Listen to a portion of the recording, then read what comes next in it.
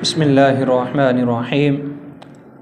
नाज़रीन किराम, आज एक बड़ी ही अहम मालूमात लेकर मैं आपके सामने हाज़िर हुआ हूँ।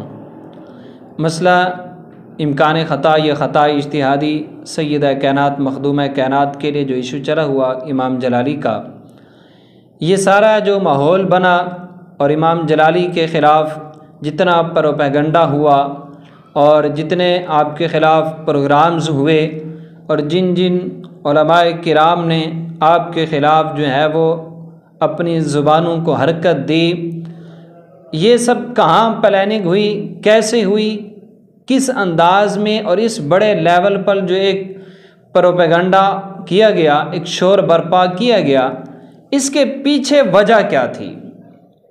ये वजह उस बंदे की ज़ुबान से हम तक पहुंची है और बड़े ही मोतबर ज़राए से पहुंची है। मैं अभी उसका नाम नहीं आपके सामने बताऊंगा।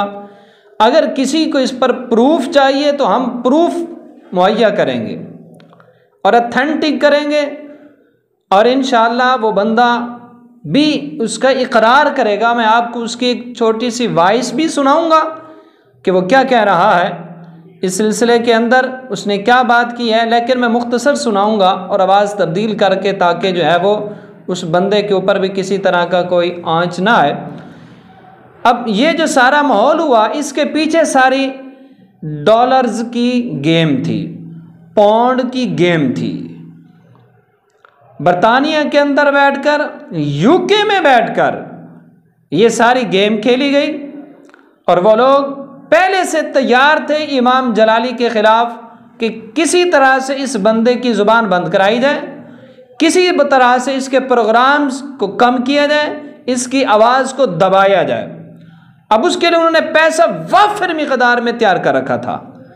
और जब ये माहौल बना और ये लफ्ज़ आया और उसके बाद शियों की तरफ से इसको उछाला गया, तो उन लोगों ने मौका गनीमत जानते हुए इस पर जो है वो अपना खेल खेला और अपना पैसा जो है वो खर्च किया।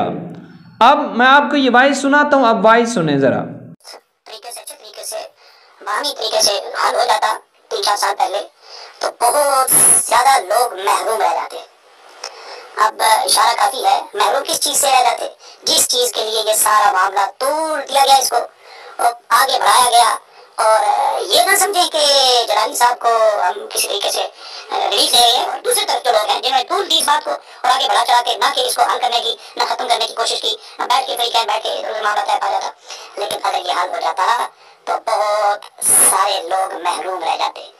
उसके चंद दिन बाद एक महफिल थी न्यू हॉल में, गालिबन एक मसूद साहब के घर, और वहाँ पर फिर सैयद मुनव्वर साहब जमाती जी तशरीफ वो तशरीफ फरमाते, नवान जमाती साहब भी मौजूद थे।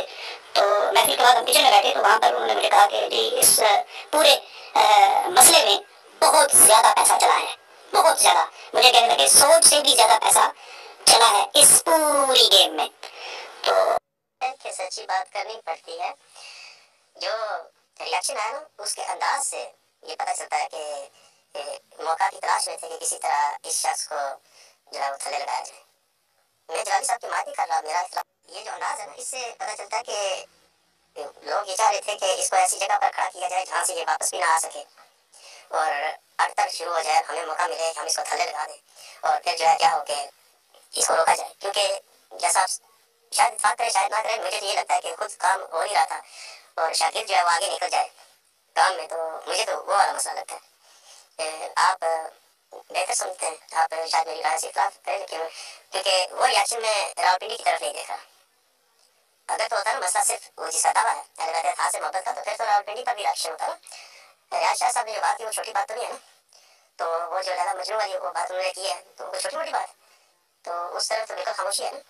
तो इसलिए मुझे लगता है कि मौके की तलाश में थे, मौका मिल गया और फिर कोशिशें की गई कि ऐसी बातें कहो बंदे को कि वो रुजू करना चाहे तब भी वो ना कर पाए। ऐसी जगह पर उसको खड़ा कर दो, वहाँ से वो वापसी के सारे रास्ते उसके बंद कर दो कि वो जो है इस तरह का मुझे लगा। वरना इतनी बात की है, इतना ताल्लुक, इतना वास्ता, घर बुला लेते, बंदा घर में बैठकर पढ़ता रहे, घर बुला लेते, बात आ लेते।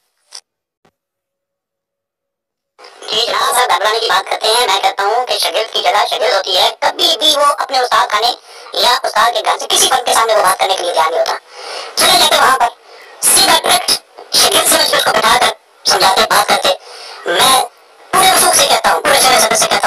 से कुछ नहीं कहना था, तौबा रजू कर लेनी थी, बात खत्म हो जानी थी, मुक जानी थी बात।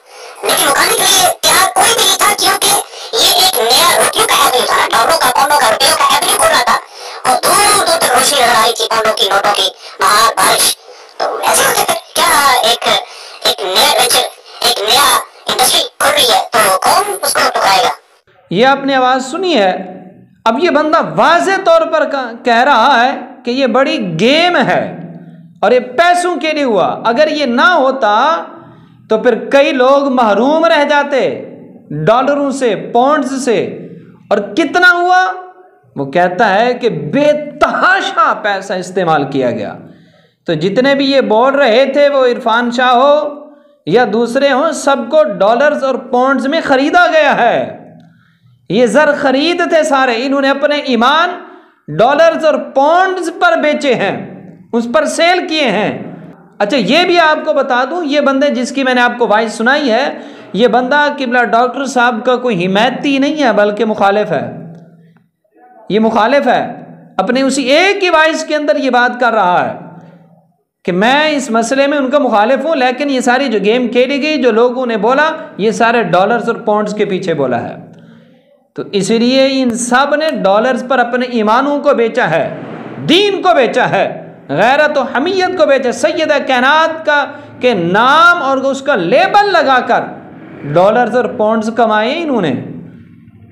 तो इसीलिए सब की बात नहीं कर रहा, जो बड़े पैमाने पर आए उनकी बात कर रहा हूँ। अब उनमें जो है वो चमन जमान हो या वो अन्ना सब्बी वाला हो, ये सारे इसमें हैं, इस डॉलर्स के अंदर। और ये आपको एक स्क्रीनशॉट भी दिखा देता हूँ, ये देख रहे हैं आप, इसमें नाम और नंबर मैंने जो है वो मिटा दिया है।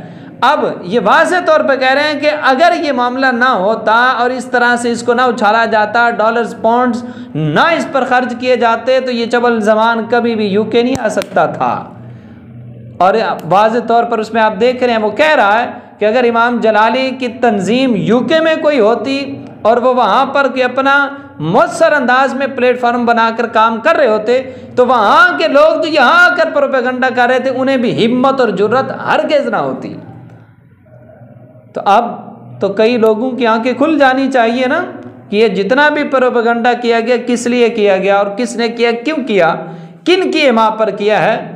हमें अल्लाह का शुक्र अदा करना चाहिए कि अल्हम्दुलिल्लाह हम इमाम जलाली के साथ पहले दिन से खड़े हैं और उनके मौक़िफ़ की मुकम्मल हिमायत में अल्लाह रब्बुल इज़्ज़त उन्हें दिन दुगनी रात चौगुनी जो है वो तरक्की अता फरमाए, सेहत व तंदुरुस्ती वाली उम्र खिज़री अता फरमाए। बस यही पैगाम आपके सामने रखना था। वस्सलामु अलैकुम व रहमतुल्लाहि व बरकातुहू।